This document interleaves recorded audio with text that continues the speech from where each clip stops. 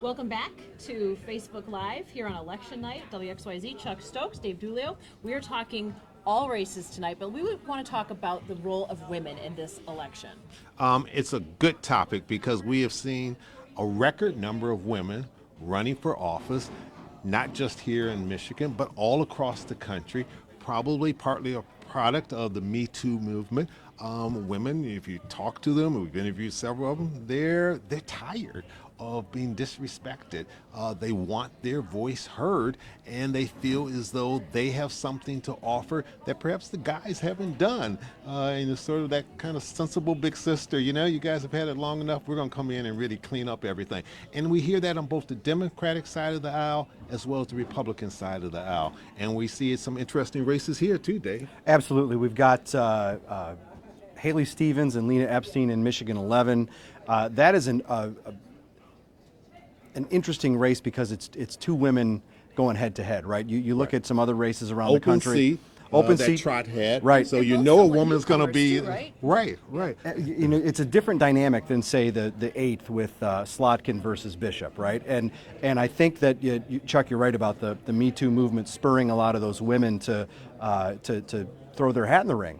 But I also think you could say that the record number of women running in 2018 started in January 2017, right? Go back to the Women's March, and I think right then you saw, it wouldn't surprise me if a lot of women around the country said, that day, I'm running for office. And I don't know if any of the three here in Michigan are, or we can't forget about Rashida Tlaib in the 13th. And Brenda Jones as Brenda a Jones. write-in. I mean, when have we seen that? But here are two well-respected, powerful women in the city of Detroit, well-known, one who came out of the legislature, the one who's city council president. Right. They're going head-to-head, and they've been allies. Right. That's a strange occurrence, really, given the way that John Conyers resigned and the need to fill that with the special election. It's been topsy-turvy in a way too, given Jones wins the special. And Tlaib wins the regularly scheduled primary to move on to the general today. Both of them are on the ballot. I'll be really interested to see what happens. And of course, Brenda Jones then mounts a last-minute write-in campaign. It's with a week to go. Right. Talk about too little, too late. Right. Yeah. Sorry, but that's write-ins are really tough anyway.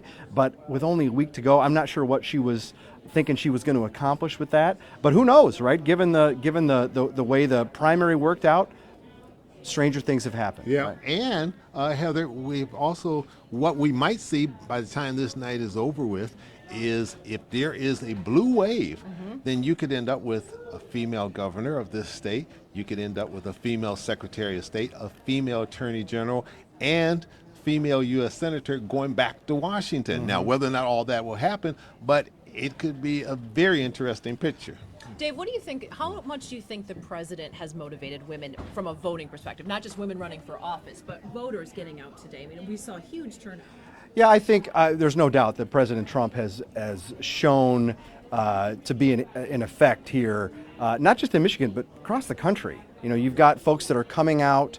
Some initial exit polls, I think, have been talked about that 40% of the public is coming out and saying, "Yeah, I came out to send a message about Trump tonight."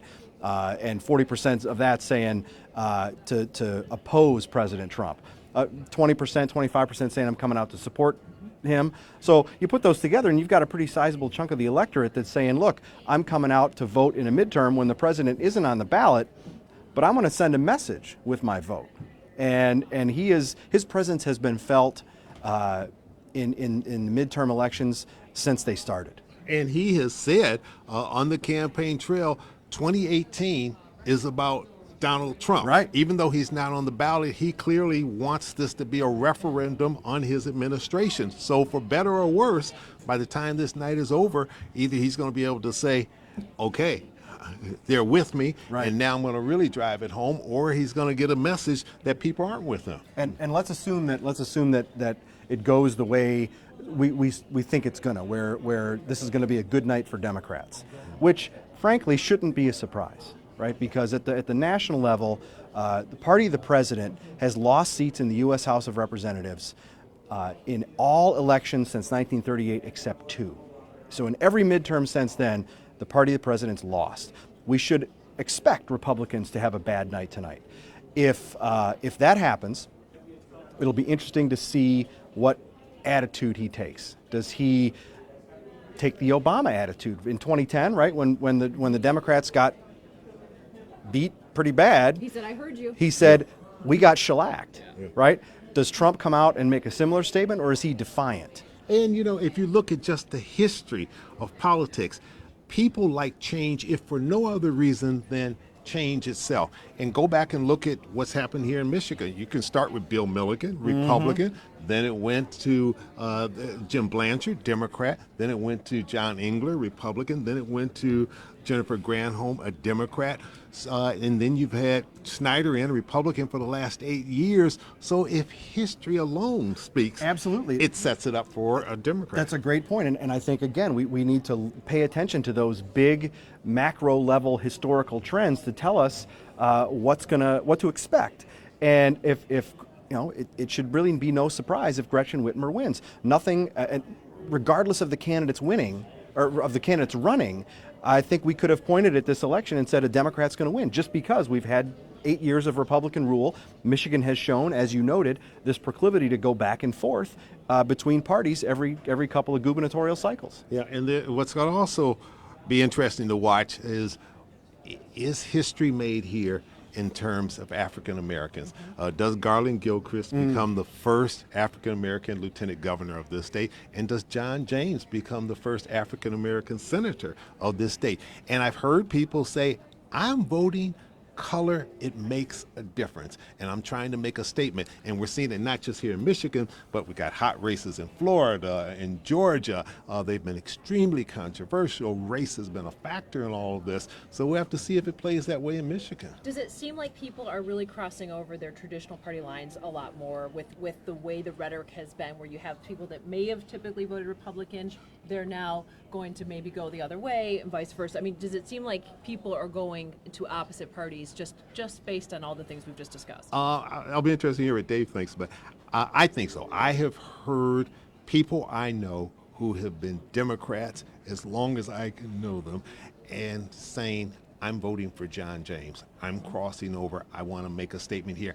I'm not going to be beholden to one particular party, because there are a lot of African Americans who feel as though both the Republican Party and the Democratic Party has taken their vote for granted. And so they may be trying to make a statement here. Now, whether or not it'll be enough to launch him into the U.S. Senate against an entrenched incumbent, we'll have to wait and see. What do you think? I think that's on the money. In addition to that, in terms of folks crossing over, I've seen stories or read stories about Republican women in Oakland County crossing over to vote for Alyssa Slotkin. It's the same kind of dynamic that's at play there, right? I'm kind of tired of the same old, and maybe I'm going to vote based on gender because I think it matters.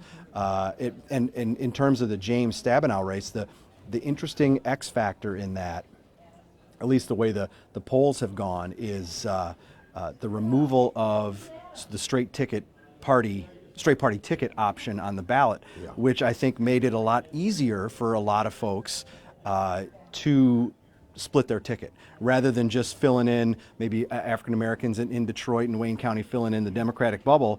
They were forced, right, to go back and to go down the ballot in all of those races, and they might come across John James' name when they might not have if they just voted straight party. And we may see some interesting factors here with Arab Americans. We have a large Arab American population in this region, and Jewish Americans, because of all the hot button issues and what happened in Pittsburgh with the synagogue. There are so many factors at work here. It's going to be fascinating afterwards to just drill down and see who voted and in what ways did they vote. I want to get the political science professor view on the proposals, especially the ones that will affect voting potentially if they pass. I mean, can we geek out for a minute? And Absolutely. Talk? How much time we got? Yeah, exactly. Well, we've got all kinds of time on Facebook. So, what do you think about Proposal 2? It's really complicated. It is complicated. It's really complicated. I think it passes. Okay. I think the supporters of Prop 2 have done a masterful job of selling it to the public. They have taken Using celebrities. the celebrities, they've been well funded. Their ads were slick, not complicated but memorable. I'm remembering one with a whiteboard, and it was real simple, right? Almost, that's what I was going to say. Very simplistic, but effective, but easy to understand. Right, and it's very easy to make gerrymandering the boogeyman, and very easy to sell gerrymandering as bad. And people know enough about it, enough about redistricting to understand that. But that's not the end of the story. Chuck mentioned, I can't remember if it was this segment or the earlier one about majority-minority districts, right? That is a requirement that we have to have 2 majority-minority districts in Michigan. And we have to figure out a way to draw those districts. The 14th district now, the one that goes from Pontiac, comes back down south through Oakland County, goes east to the water, and then into the city of Detroit, that's one of those majority-minority districts. If it's politicians or commissioners drawing the next set of district lines, they're going to have to figure out a way to draw 2 majority-minority districts, aside from what it says in that ballot proposal language. Because we may very well lose a congressional seat. We will. And it'll probably be on the southeast Michigan side of the state because of the population law. Right, and that's another factor that goes into drawing those lines and how they get all screwy, right, is that population equality is something that the Supreme Court has held states to a very, very strict standard. One redistricting plan from the 1990s, I think in Pennsylvania maybe, was thrown out because population variance from the most populous district to the least populous district was less than 1/7 of 1%. But this court deemed that was not population equality, so they had to start over again, right? So sometimes those little cutouts are not political, but they're just to get the right number of people in the district. Those are some things that are going to confront these commissioners, should Proposal 2 pass, that are going to be interesting to see how they handle. And what about Proposal 3? That one I think is of the 3 the least controversial, right? It would bring no excuse absentee ballot. It would bring same-day voter registration, although those 2 making voting easier. And that would, frankly, bring us in line with a lot of other states. It would also return that straight party ticket section to your ballot.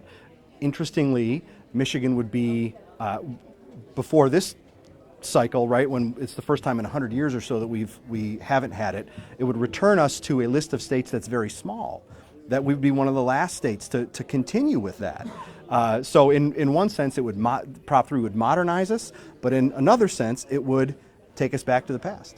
Prop 3 seemed to me to be the most difficult for the opposition to go up against, because the real reason to vote no, on it is if you like what was status quo is right now. If you like who's been in control, and let's face it, Republicans have been in control, but you don't want to come out and say that. So you got to come up with other reasons, and so that's where you talk about the 13-member commission and the amount of money that they can make and all sorts of things. So I'm getting the impression that they had a difficult time. It took them forever to come up with the television ads against it, and it was right at the tail end of it all. Well, and who wants to come out and say, I'm against making it easier for people to vote, for people to participate in their democratic process, right?